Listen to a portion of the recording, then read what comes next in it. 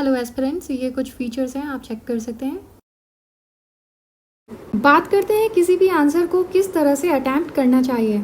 वैसे तो हर किसी का अपना अपना तरीका होता है आंसर को अप्रोच करने का, लेकिन हम यहाँ पर एक बेसिक अप्रोच को यूज़ करेंगे जो ऑलमोस्ट सभी के लिए सुइटेबल हो और सबसे ज़्यादा इफेक्टिव हो।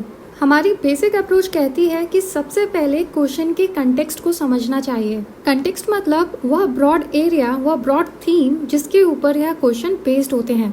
इसको सिंपल एग्जांपल से समझते हैं। मान लीजिए मैंने आपसे कहा कि एक्सप्लेन काउ, तो आप जिस एरिया में सोचेंगे वह काउ होगा।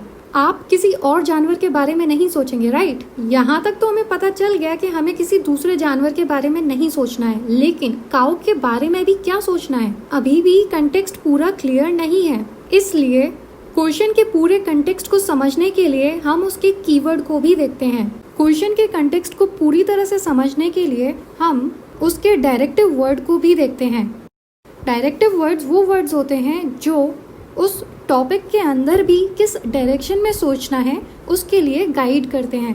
जैसे कि हमने एग्जाम्पल लिया था एक्सप्लेन काउ, इसके अंदर जो डायरेक्टिव वर्ड है वो है एक्सप्लेन। उसके अकॉर्डिंग हम काउ के बारे में उसके फीचर्स बता सकते हैं कि काउ के 4 पैर होते हैं, एक पूंछ होती है। लेकिन वहीं अगर हमने डायरेक्टिव वर्ड क्रिटिकली एनालाइज लगा दिया तो हम सेम टॉपिक काऊ के बारे में ही डिफरेंट डायरेक्शन में सोचेंगे, मतलब काऊ के एडवांटेजेस या डिसएडवांटेजेस। और इस तरह से आपने देखा कि एक ही थीम होने के बावजूद 2 डिफरेंट डायरेक्शन से हमने सोचा, और इस तरह से आप क्वेश्चन के पूरे कंटेक्स्ट को समझ पाते हैं। एक बार कंटेक्स्ट को समझ लिया, फिर हम अपने नेक्स्ट स्टेप पर आते हैं जो है कंटेंट को गैदर करना।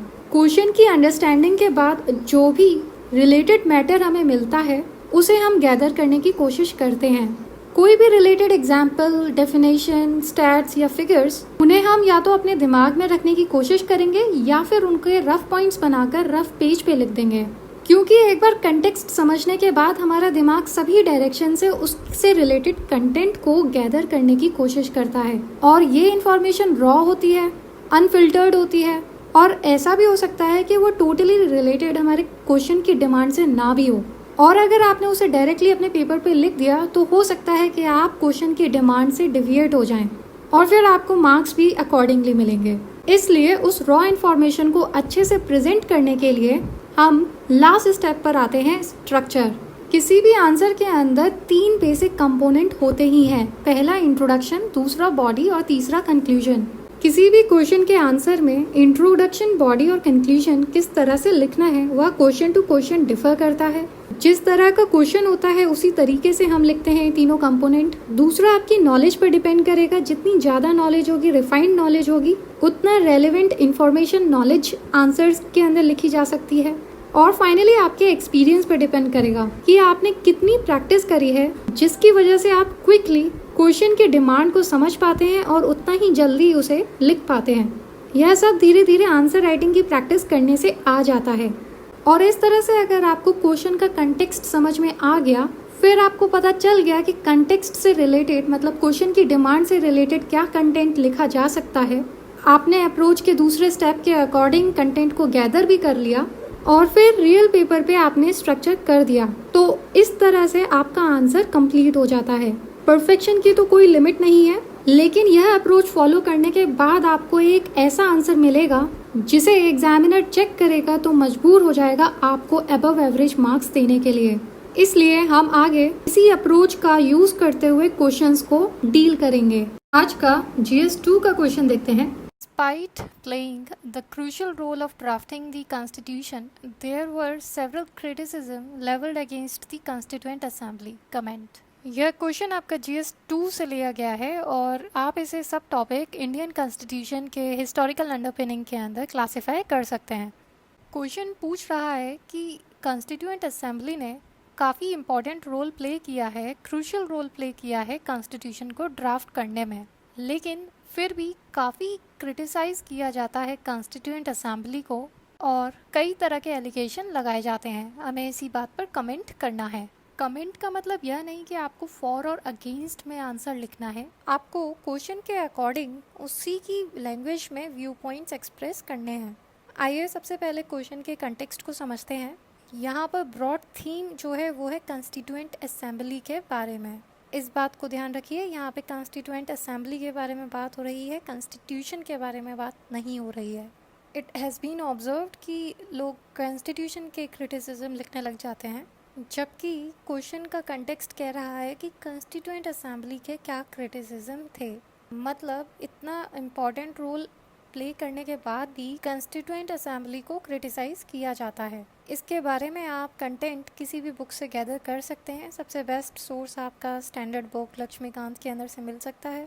अदरवाइज़ आप इंटरनेट का भी यूज़ कर सकते हैं। और स्ट्रक्चर की बात करें तो इंट्रोडक्शन की शुरुआत आप कॉन्स्टिट्यूएंट असेंबली के बारे में ही करेंगे, वह कब बनी थी और क्यों बनी थी। फिर बॉडी के अंदर आप बताएंगे इसने इम्पॉर्टेंट रोल कैसे प्ले किया है, और फिर उसके बाद क्रिटिसिज्म इसका, मतलब वो सारे पॉइंट्स जिसकी वजह से इसको क्रिटिसाइज़ किया जाता है आप उन्हें लिस्ट आउट करेंगे, और फिर फाइनली आप आंसर को बैलेंस्ड व्यू देते हुए कंक्लूड कर सकते हैं। बैलेंस्ड व्यू ज़रूरी है क्योंकि अब ये चीज़ चेंज नहीं हो सकती है और हमें इसकी रिस्पेक्ट करनी है, अदरवाइज़ काफ़ी नेगेटिव आउटलुक आएगा। तो इसे आप खुद करने की कोशिश करिए। हम इसके आंसर के हिंट्स को थोड़ी देर बाद देखेंगे। आई होप आप सभी ने अपना आंसर लिखा होगा। देखते हैं इन क्वेश्चन के आंसर हम कैसे लिख सकते हैं, ऐसा क्या स्ट्रक्चर हम बना सकते हैं, ऐसे क्या कंटेंट और कीवर्ड हम उसके अंदर डाल सकते हैं जिसकी मदद से एक डिसेंट आंसर तैयार हो सकता है। These ends may not be holistic but you can use them as a compass through which you can evaluate your answer whether you have written your answer in the right direction or not। चलिए इन्हें देखते हैं। इस question को हमने अभी discuss किया।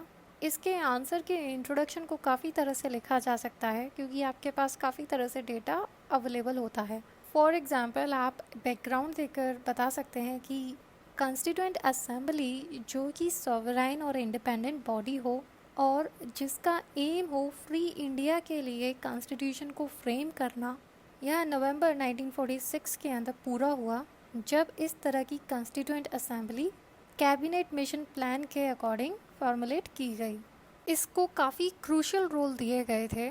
उसके पास इतनी पावर थी कि किसी भी तरह का कॉन्स्टिट्यूशन फ्री इंडिया के लिए फ्रेम कर सकती थी, और ब्रिटिश पार्लियामेंट ने इंडिया से रिलेटेड जो भी लॉ बनाए थे उन्हें वो एब्रोगेट कर सकती थी, मतलब उन्हें हटा सकती थी अंडर इंडियन इंडिपेंडेंस एक्ट 1947। इसके अलावा भी काफ़ी और भी फंक्शंस थे जैसे कि नेशनल फ्लैग, नेशनल एंथम और नेशनल सॉन्ग को अडॉप्ट करना।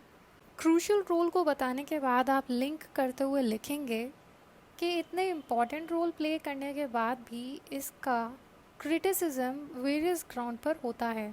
इस पर सबसे पहला पॉइंट आप लिख सकते हैं कि कॉन्स्टिट्यूएंट असेंबली को रिप्रेजेंटेटिव बॉडी नहीं माना जाता था क्योंकि इसके मेंबर्स एडल्ट फ्रेंचाइज के बेस पर लोग जो इंडिया के लोग थे उनसे डायरेक्टली इलेक्टेड नहीं थे। और फिर आपको पता ही है कि उस समय के प्रिंसली स्टेट्स थे, उनके जो मेंबर्स थे अपने सेल्फ इंटरेस्ट के नीड्स से ज़्यादा कंसर्न थे। नेक्स्ट पॉइंट आप बता सकते हैं कि वह सोवराइन बॉडी नहीं थी क्योंकि वह ब्रिटिश गवर्नमेंट के प्रपोजल से क्रिएट हुई थी। फिर क्रिटिक्स ये भी कहते हैं कि कॉन्स्टिट्यूएंट असेंबली को अनयूजुअली ज़्यादा टाइम लगा कॉन्स्टिट्यूशन को फ्रेम करने में, और उसमें भी कॉन्स्टिट्यूशन को दूसरे कॉन्स्टिट्यूशन से बोरो करके, मतलब काफ़ी प्रोविजंस को बोरो करके हमारे कॉन्स्टिट्यूशन को बनाया। नेक्स्ट पॉइंट आप बता सकते हैं कि इस कॉन्स्टिट्यूएंट असेंबली के अंदर Congress party, lawyers, politician, in section के जो लोग थे उनका ज़्यादा डोमिनेशन था, वहीं सोसाइटी के दूसरे सेक्शन के लोग सफिशिएंटली रिप्रेजेंटेड नहीं थे। फिर कुछ क्रिटिक्स ये भी कहते हैं कि ये हिंदू डोमिनेटेड बॉडी थी और उन्हीं के इंटरेस्ट में काम कर रही थी। और लास्टली आप पॉइंट ऐसा भी लिख सकते हैं जो लार्जली इग्नोर हो जाता है, नॉर्थ ईस्ट स्टेट के कुछ रीजन थे जिनका इंटरेस्ट को प्रोटेक्ट नहीं किया गया। इस तरह से आप इन क्रिटिसिज्म को ब्रीफली एक्सप्लेन कर सकते हैं वर्ड लिमिट के अकॉर्डिंग, जिससे कि आपके आंसर की मेन बॉडी तैयार हो जाएगी। फाइनली आप आंसर को कंक्लूड कर सकते हैं, लेकिन बैलेंस्ड नोट पर आप बता सकते हैं despite these criticism the constituent assembly was instrumental in not only shaping the constitution to its present form but the debates and discussions that took place during the course of formation of constitution acted as a guiding light for evolution and progress of constitutional philosophy in years to come. इसका मतलब ये हो जाएगा कि ठीक है, criticism थे constituent assembly के, लेकिन कॉन्स्टिट्यूएंट असेंबली अपने आप में काफ़ी इंस्ट्रूमेंटल थी, जिसकी वजह से हम एक ऐसा कॉन्स्टिट्यूशन देख पाते हैं जो आज भी बदलते हालातों में काम कर रहा है। उसी कॉन्स्टिट्यूएंट असेंबली ने इस तरह की डिबेट, इस तरह की डिस्कशंस किए, एक एक प्रोविज़न को केयरफुली तराशा और उसे इतना बेहतर बनाने की कोशिश करी कि आने वाले सालों में और बदलते समय के मुताबिक अपना काम करता रहे, और इस तरह से आपका एक डिसेंट आंसर तैयार हो जाएगा। फाइनली बात करते हैं कि ऐसा कौन सा एक्स फैक्टर होता है ऐसे कैंडिडेट के बीच जिसकी नॉलेज टॉपर की नॉलेज के इक्वली होती है, पर फिर भी उसे टॉपर से कम मार्क्स मिलते हैं। ऑलमोस्ट किसी भी टॉपर की कॉपी अगर आप उठाएंगे तो उसके अंदर कुछ चीज़ें कॉमन दिखाई पड़ेंगी। पहला, जितना भी पॉसिबल हो उतना ये पॉइंट में बनाकर आंसर देते हैं, कीवर्ड्स के नीचे अंडरलाइन करते हैं जिससे कि एग्जामिनर की अटेंशन डायरेक्टली उन कीवर्ड्स पे जाए। तीसरा, आंसर के अंदर विजिबिलिटी बनी रहे उसके लिए शॉर्ट पैराग्राफ्स बनाते हैं 5 to 6 लाइंस के। डिपेंड्स ऑन इंडिविजुअल हैंडराइटिंग, जितना पॉसिबल हो वहाँ पे फ्लो चार्ट्स, डायग्राम, मैप लगाने की कोशिश करते हैं, और इस तरह से एक एक्स फैक्टर आंसर के अंदर आ जाता है और उनकी कॉपी दूसरों की कॉपी से अलग दिखाई पड़ती है। आप भी इन बातों का ध्यान रखिए, डेली आंसर राइटिंग करते रहिए जिससे कि ये सारी चीज़ें आपकी आदत में आ जाए। इतना ही इस वीडियो में। Keep writing, all the best, see you in the next video.